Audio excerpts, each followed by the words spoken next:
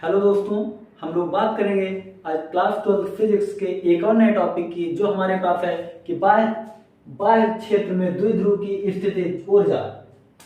तो हम मान लेते हैं कि एक हमारे पास विद्युत क्षेत्र है जिसमें क्या है, द्विध्रुव को रखा गया है।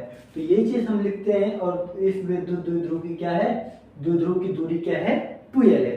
तो माना वैद्युत द्विध्रुव ए बी जिसका वैद्युत द्विध्रुव आघूर्ण P है तथा वैद्युत द्विध्रुव की लंबाई क्या है, 2l है। बिंदु A पर प्लस आवेश तथा बिंदु B पर माइनस Q आवेश उपस्थित है।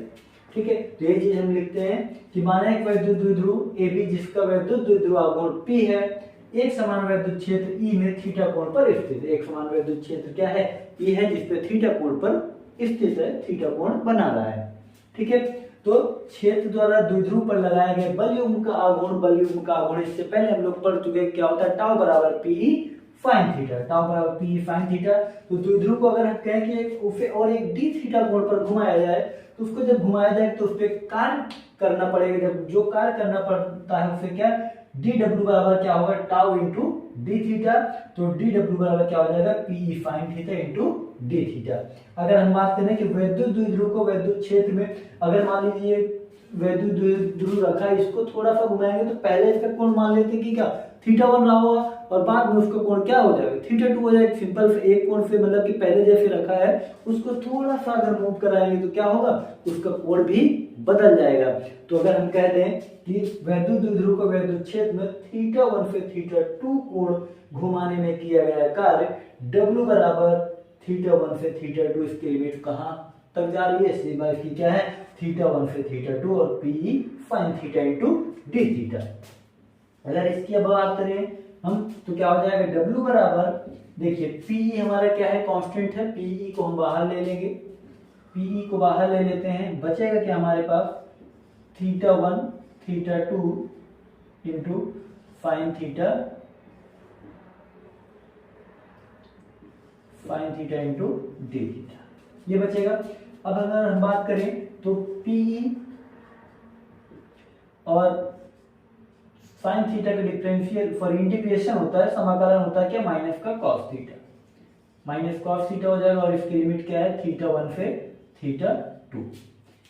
तो अगर इसकी हम बात करें, अब जब लिमिट लगाते हैं तो लिमिट के लिए क्या होता है, upper limit minus lower limit होता है। तो क्या हो जाएगा, पीई अपर लिमिट मतलब minus cos theta 2 minus cos theta 1। देखिए एक माइनस इसका, ये माइनस माइनस क्या हो जाएगा, प्लस हो जाएगा ना, ये माइनस कॉस थीटा इसका और यहाँ पे upper limit minus lower limit minus minus plus cos theta.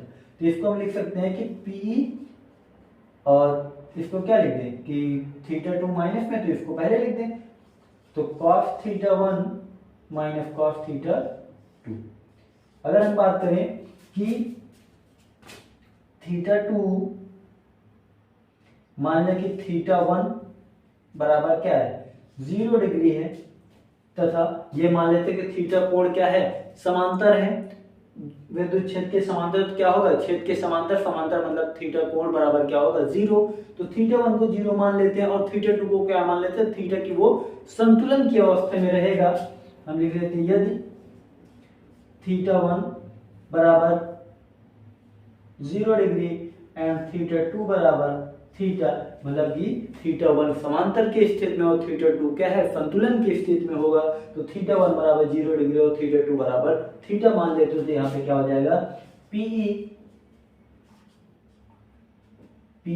और यहाँ पे थीटा 1 की जगह पे रख दें क्या, cos 0 degree minus cos theta, ये हो जाएगा। और कॉस 0 की वैल्यू क्या होती है, 1। तो क्या हो जाएगा, पीई 1 माइनस कॉस थीटा, यही होता है हमारा। देखिए अब क्या है हमारा, W बराबर पीई 1 माइनस कॉस थीटा। और जब हम क्या करते हैं, स्थितिज ऊर्जा की बात करते हैं, तो स्थितिज ऊर्जा क्या होती है कि वैद्युत द्विध्रुव को घुमाने में किया गया कार्य है, उसकी क्या कहलाती है, स्थितिज ऊर्जा कहलाती है। ठीक है, तो यहाँ पे हम लिख देंगे कि U बराबर सॉरी W बराबर जो होगा U, कैसे होगा, क्योंकि हम स्थितिज ऊर्जा को डिनोट करते हैं U से, और जो स्थितिज ऊर्जा क्या होती है, किसी द्विध्रुव को घुमाने में किया गया कार्य उसकी स्थितिज ऊर्जा कहलाता है। तो मतलब W बराबर U, यहाँ से हम लिख सकते हैं कि U बराबर PE 1 माइनस कॉस थीटा। यही होता हमारा फॉर्मूला, क्या यही होता हमारा फॉर्मूला किसका,